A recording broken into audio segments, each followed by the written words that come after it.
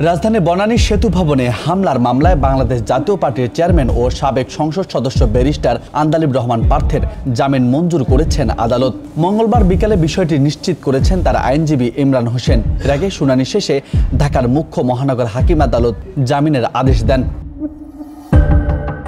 গত 15 জুলাই এক মামলায় আন্দালিব রহমান পার্থের 5 এবং 30 জুলাই 3 দিনের রিমান্ড মঞ্জুর করেন আদালত। এরপর 2 আগস্ট রিমান্ড শেষে আদালত তাকে কারাগারে পাঠানোর আদেশ দেন।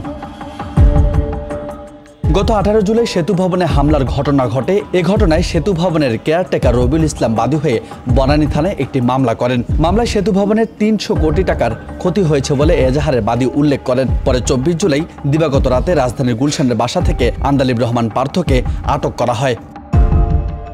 রাজু আহমেদ, বার্তা 24।